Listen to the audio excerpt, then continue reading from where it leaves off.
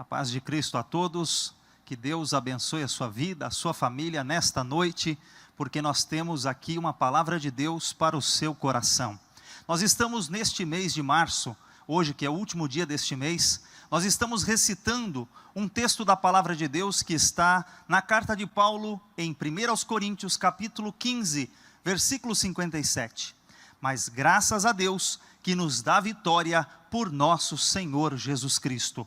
E nessa noite, eu quero convidar você a abrir a sua Bíblia neste capítulo, 1 Coríntios capítulo 15, porque vamos falar sobre o porquê nós somos vitoriosos em Cristo. A mensagem de hoje, ela tem como título, a vitória de Cristo é a tua vitória. A vitória que Ele garantiu na cruz, ela também é a tua vitória. A sua ressurreição também é a tua vitória. Então, nesta noite, acompanhe conosco esta palavra. Enquanto você abre a sua Bíblia, eu quero fazer aqui alguns agradecimentos. Agradeço a Deus pela oportunidade, ao nosso pastor Christian, a todo o ministério, pela oportunidade de estarmos aqui transmitindo a palavra de Deus.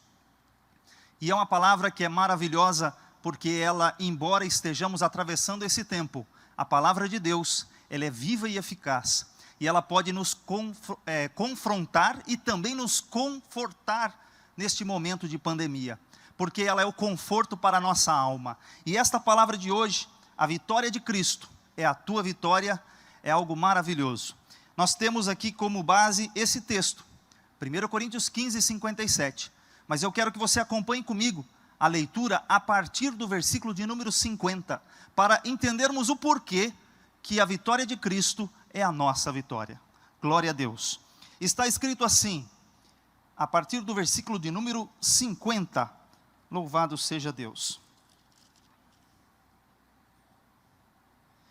E agora digo isto, irmãos, que a carne e o sangue não podem herdar o reino de Deus, nem a corrupção herda a incorrupção. E eis aqui vos digo um mistério, na verdade nem todos dormiremos, mas todos seremos transformados. Num momento, num abrir e fechar de olhos, ante a última trombeta, porque a trombeta soará e os mortos ressuscitarão incorruptíveis, e nós seremos transformados. Porque convém que isto que é corruptível se revista da incorruptibilidade, e isto que é mortal se revista da imortalidade. E quando isto que é corruptível se revestir da incorruptibilidade, e isto que é mortal se revestir da imortalidade, então cumprir-se-á a palavra que está escrita, tragada foi a morte na vitória. Onde está, ó morte, o teu aguilhão? Onde está, ó inferno, a tua vitória? Ora, o aguilhão da morte é o pecado, e a força do pecado é a lei. Mas graças a Deus, que nos dá vitória por nosso Senhor Jesus Cristo. Portanto, meus amados irmãos, sede firmes e constantes, sempre abundantes na obra do Senhor, sabendo que o vosso trabalho não é vão no Senhor. Olha que coisa maravilhosa que temos neste capítulo. O capítulo 15 é o capítulo que fala da ressurreição. Um dos pilares mais importantes da fé cristã. A ressurreição e principalmente a ressurreição de Cristo. Neste próximo domingo será celebrada a Páscoa, que para nós cristãos relembramos a morte e a ressurreição do nosso Salvador. E esta doutrina maravilhosa foi ensinada neste capítulo 15. O apóstolo Paulo, com uma revelação maravilhosa, inclusive aqui no versículo 51, ele diz, eis que vos digo um mistério. Ele vai revelar um mistério de Deus para as nossas vidas. E está escrito aqui, coisas maravilhosas de Deus que eu quero transmitir para você.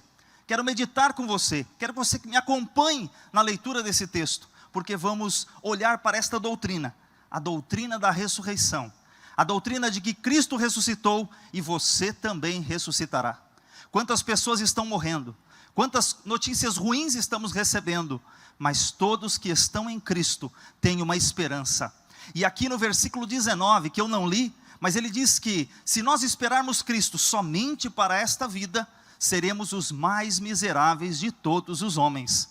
Cristo, Ele nos dá alívio e conforto nesse momento, sim. Nós pregamos um evangelho que também te alivia a tua alma e a tua dor hoje, sim, mas também precisamos relembrá-lo, que a nossa esperança, ela transcende o aqui e o agora. Ela transcende o dia de hoje e ela vai até a eternidade. E com esta mensagem que o Senhor Jesus nos ensinou, é que eu quero meditar com você. Olha o que está escrito no versículo 20 do mesmo capítulo, acompanhe comigo, um versículo maravilhoso. Mas agora Cristo ressuscitou dos mortos, e é feito primícia dos que dormem. Porque assim como a morte veio a um homem, também a ressurreição dos mortos veio por um homem. Porque assim como todos morrem em Adão, assim também todos serão vivificados em Cristo. Mas cada um por sua ordem. Cristo as primícias, depois os que são de Cristo na sua vinda. Que coisa maravilhosa. Cristo ressuscitou, aleluia, mas você também irá ressuscitar. Cristo fez isso, e todos aqueles que morreram em Cristo ressuscitarão, porque há uma esperança. E esse texto maravilhoso, nesta doutrina, há pilares que falam sobre a ressurreição histórica, do fato histórico da ressurreição de Cristo. Lucas, quando escreve o seu evangelho, ele fala que são provas incontestes. O problema de hoje é que há pessoas tentando provar a ressurreição de Cristo com argumentos científicos, quando na verdade você não vai reproduzir a ressurreição num laboratório, de forma alguma. A ressurreição de Cristo é um milagre, e ele foi um milagre histórico, e Paulo neste capítulo discorre vários versículos provando a historicidade dele. Lucas investigou, Lucas entrevistou muitas pessoas e falou com eles diretamente. Nas suas entrevistas, ele falou com muitas pessoas que ainda viviam e que tinham visto Cristo ressuscitado. Ela não é uma prova científica, ela é uma prova histórica e também é uma prova judicial. Quando essas testemunhas pudessem aparecer num tribunal, elas poderiam dizer: eu vi Jesus ressuscitado. Quantas vezes Pedro, Tiago, João, diante do sinédrio, diante do tribunal, eles testificaram a vida e a ressurreição de Cristo. Eles testemunharam e eles foram até a morte defendendo esta verdade, porque ela é a verdade das Escrituras Sagradas. Ela é a verdade inconteste. Mas ainda há uma terceira verdade que Paulo apresenta aqui. Por quê? Porque ele apresenta que, além disso, muitas pessoas estavam se convertendo, inclusive aquelas pessoas em Corinto. A conversão deles, a vida deles em Cristo, era a prova da ressurreição de Cristo. E Paulo aqui advoga: se Cristo não ressuscitou, vã é a nossa fé. Não faz sentido estar aqui. Não fazia sentido eles morrerem, sofrerem, apanharem, sofrerem tanto por causa da palavra de Deus. Mas aqui Paulo estava fortalecendo o ânimo daquela igreja, porque Cristo de fato, ele ressuscitou. Glória a Deus. E o teu coração, você sabe que o seu Cristo não é um Cristo morto. Você sabe que o teu Cristo é um Cristo vivo, um Cristo que ouve as tuas orações, é um Cristo que atende aquilo que você pede. E nós estamos aqui para falar deste Cristo maravilhoso, deste Cristo Jesus, o nosso Salvador. Mas é importante dizer que a partir do versículo 50, ele começa a dizer, o texto que nós lemos, o porquê da ressurreição. Ele fala aqui de algo maravilhoso, porque ele diz assim: olha, por que eu preciso ressuscitar? Por que os mortos precisam ressuscitar para entrar no reino de Deus? Porque ele diz assim: a carne e o sangue não podem entrar no reino de Deus. A carne e o sangue são incompatíveis com a vida eterna. Então, haverá aqui uma transformação gloriosa. A ressurreição será uma ressurreição de fato para que possa ter a vida eterna com Cristo. E aqui ele fala, é incompatível, carne e sangue não passarão por isso. E aí chegamos então ao versículo 51, quando ele diz: eis que vos digo um mistério. Que coisa maravilhosa. Os mistérios de Deus são revelados para cada um de nós. Deus está revelando um mistério para você e para mim. E aqui diz Paulo: eis que vos digo um mistério. Na verdade, nem todos dormiremos. Que palavra maravilhosa. Aqui o dormir é no sentido da morte, do corpo tombar. Ele está dizendo, nem todo mundo vai morrer. Porque Cristo, se Ele voltar hoje, eu e você seremos arrebatados, seremos transformados. É a revelação que ele diz aqui.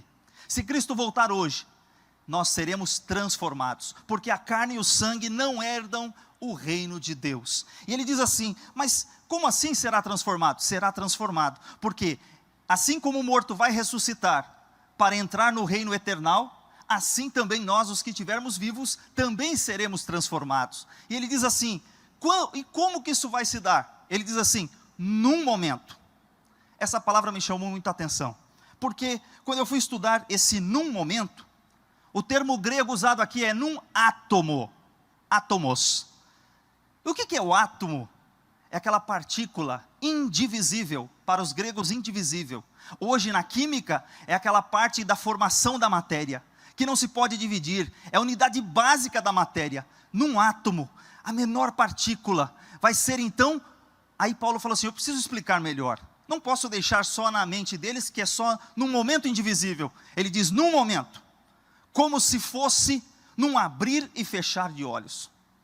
Aí ele usou outra expressão interessante. Qual é a velocidade que nós piscamos os nossos olhos? Qual que é esse tempo?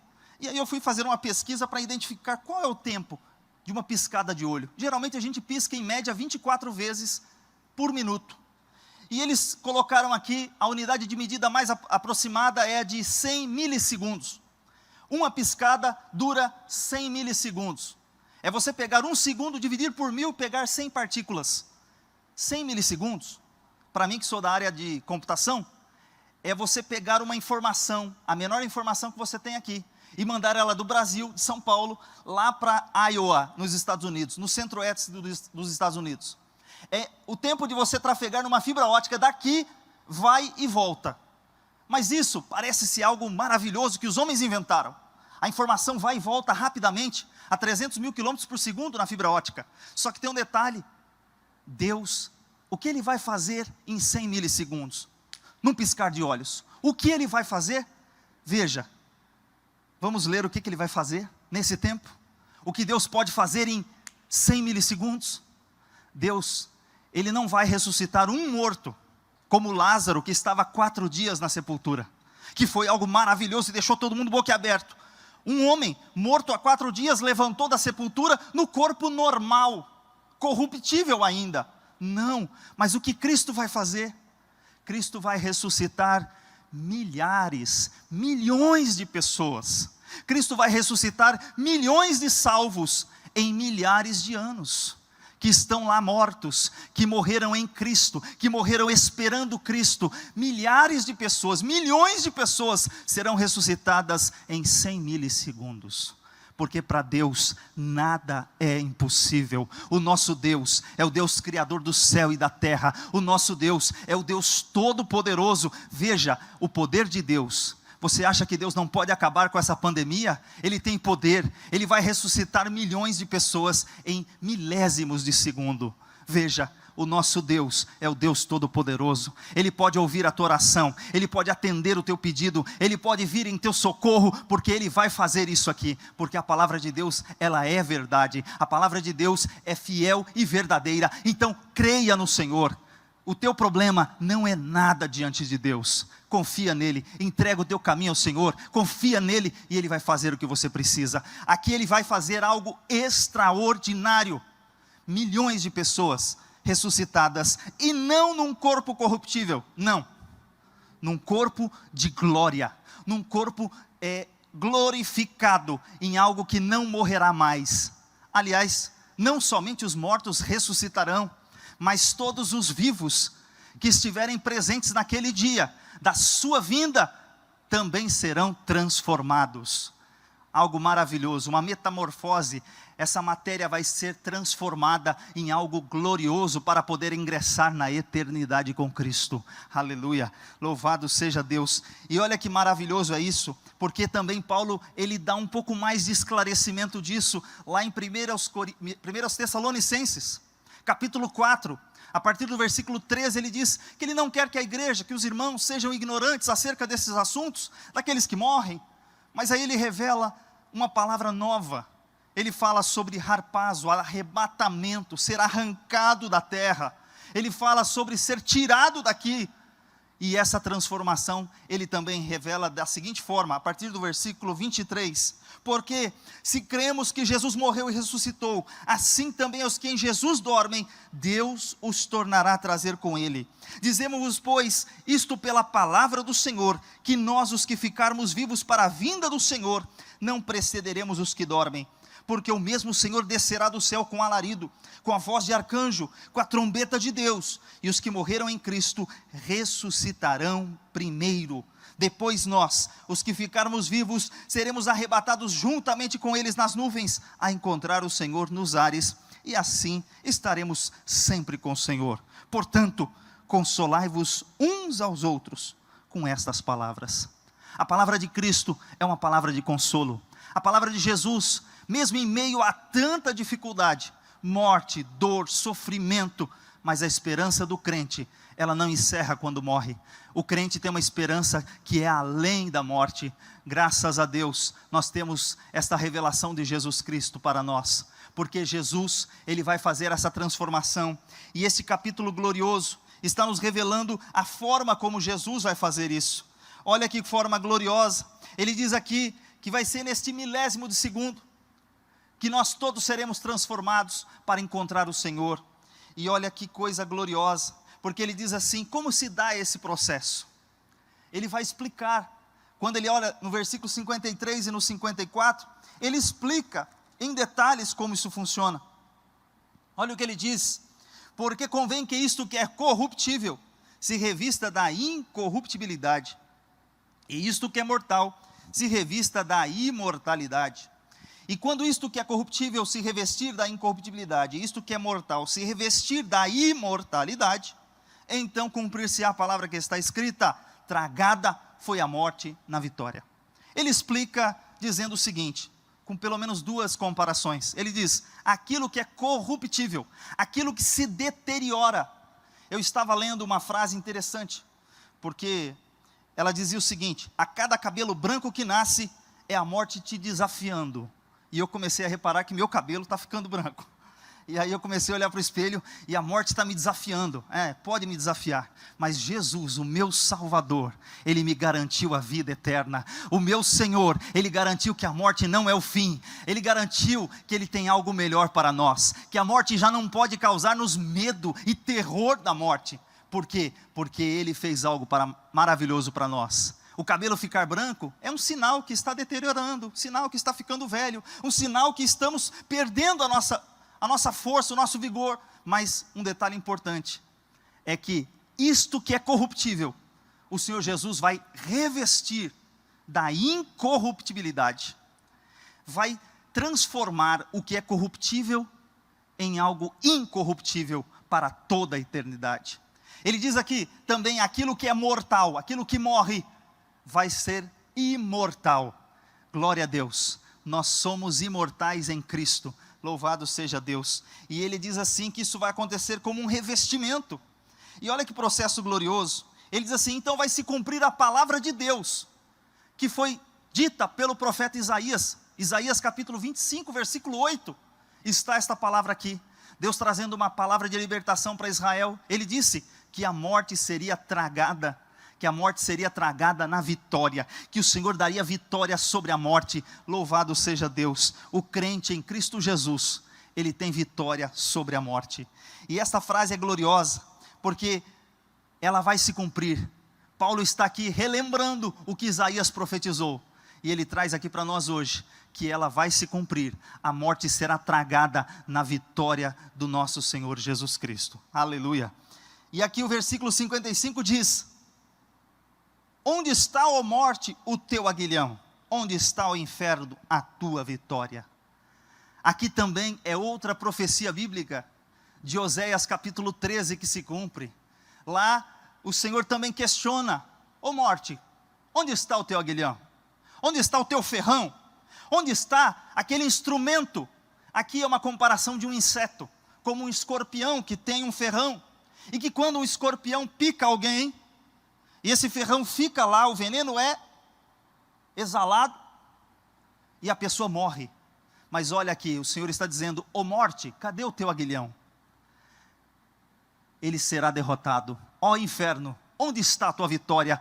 Foi derrotado, porque lá na cruz do Calvário, o nosso Senhor Jesus Cristo, Ele venceu a morte, Ele venceu o inferno, Ele venceu todas estas potestades e principados. Está escrito em Colossenses capítulo 2, que lá na cruz, Ele triunfou sobre todos eles.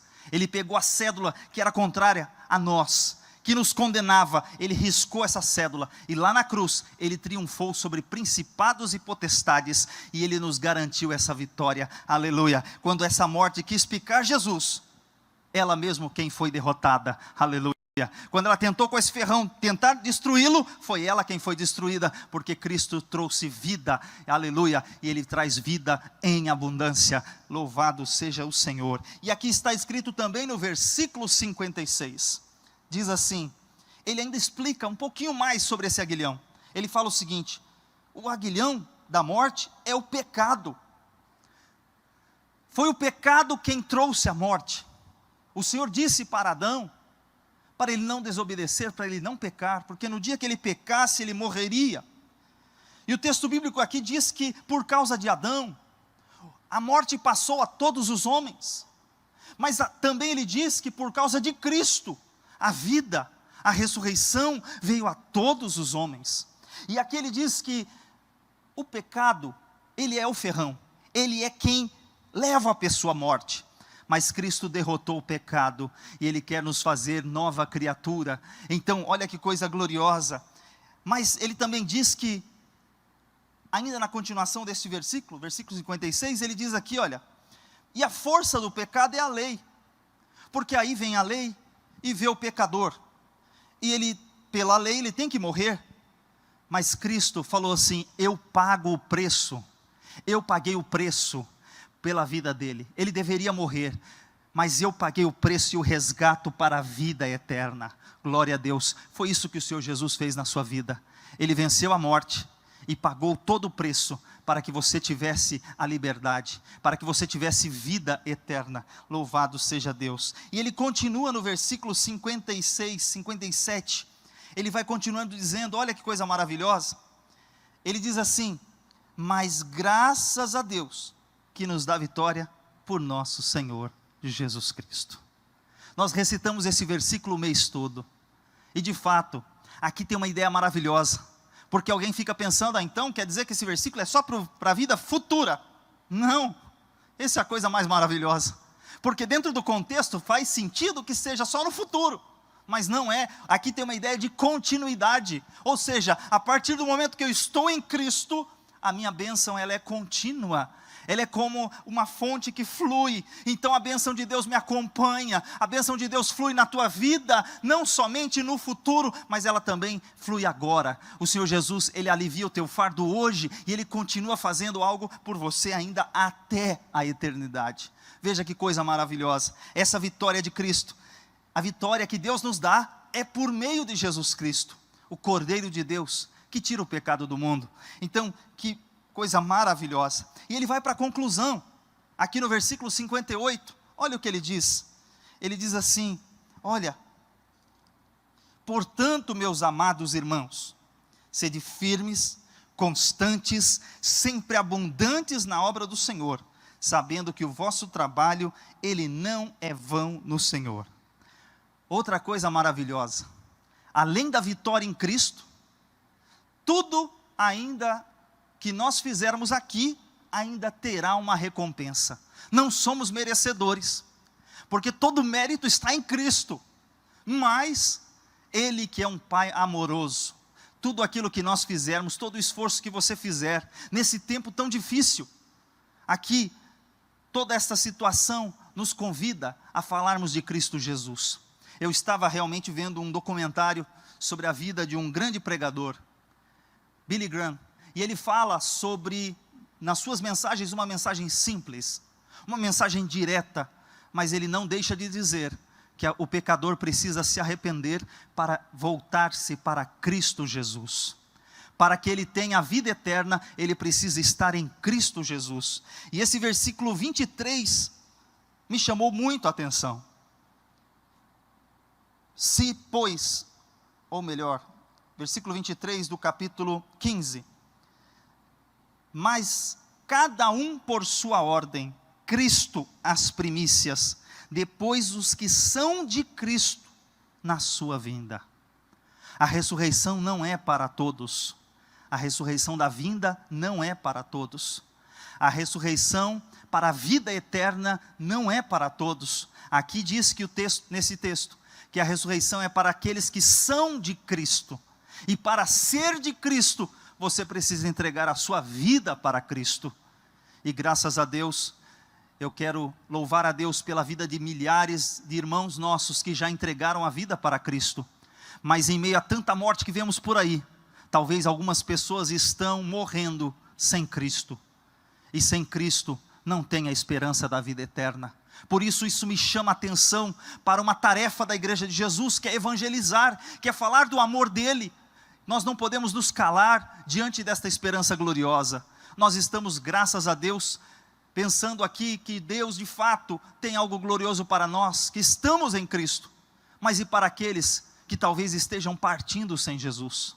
Nós precisamos falar do amor dEle. Nós precisamos de fato alcançar essas vidas, para que elas tenham uma mudança de vida. E aqui ele diz que todo o trabalho que você fizer, mas evangelizar dá trabalho, mas fazer isso na obra de Deus dá trabalho, mas fazer aquilo pode dar trabalho, não importa o trabalho. Paulo diz aqui que ele se sentia obrigado a pregar o Evangelho, lhe era imposta esta obrigação. Eu não posso deixar de falar de Jesus. Então eu e você precisamos também transmitir esperança. Enquanto muitas pessoas estão transmitindo desesperança, desespero, morte, nós podemos levar a vida, que é o nosso Senhor Jesus Cristo. Ele é a vida, e todo o trabalho que você fizer, Ele ainda terá uma recompensa. No versículo 58, seja firme, seja constante, seja abundante na obra do Senhor. Não deixe a sua fé diminuir nesse momento. Não, se firme mais nos pés do Senhor Jesus. É a hora de jejuarmos, de orarmos, de buscarmos o Senhor. Todas essas convocações que nossos líderes estão fazendo são para o nosso bem, para nos chegarmos mais próximos de Jesus. E aqui tem 4 lições importantes para a conclusão, que são, olha só, a ressurreição de Cristo é a doutrina central da nossa fé. Então nós precisamos anunciá-la, não somente na Páscoa, mas de fato, todas as ceias que nós fazemos, nós lembramos da morte e do sacrifício do Senhor Jesus, nós fazemos num ato memorial, falando de Jesus Cristo, nosso Salvador, de sua ressurreição. Mas também, olha só, nós não seguimos um Cristo morto, nós seguimos um Cristo vivo. O nosso Cristo não está numa cruz, de semblante caído, não, Ele ressuscitou. E coisa gloriosa é esta, porque de fato, algumas pessoas me perguntam, quando você foi a Israel, qual foi o local que mais te alegrou? Alguns que foram conosco dizem outros locais, mas eu e minha família, nós gostamos de um lugar especial. O local mais alegre para mim e para minha família é o túmulo. Túmulo? Cemitério? O túmulo vazio. Porque quando eu chego lá naquela porta e olho assim, He is not here, He is risen.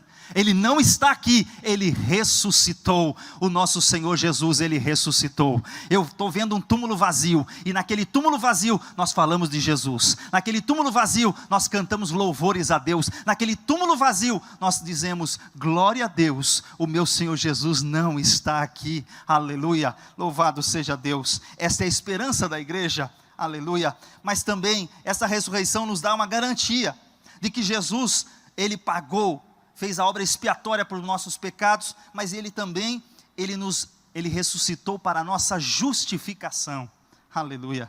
E aqui também, no terceiro ponto, a morte não tem a última palavra. Para muitos, a morte é o final.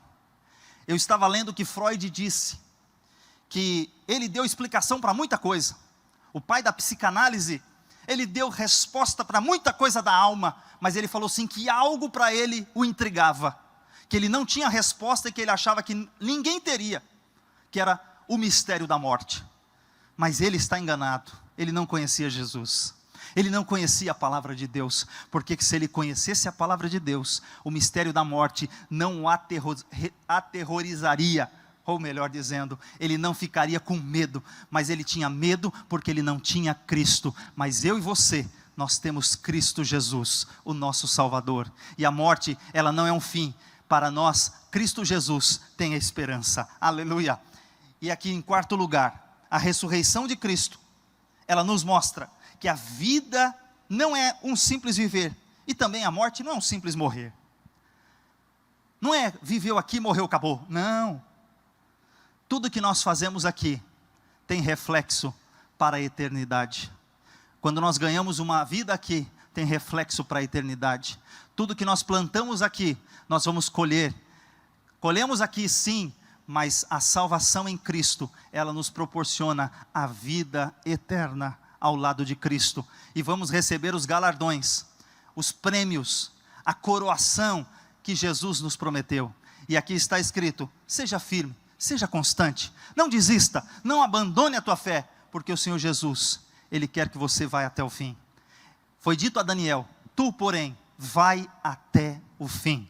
Que Deus abençoe a sua família, que Deus abençoe a tua casa. Não desista, a esperança nossa é o Senhor Jesus Cristo. A vitória dEle é a nossa vitória, a vitória dEle é a tua vitória. Deus abençoe você e sua família.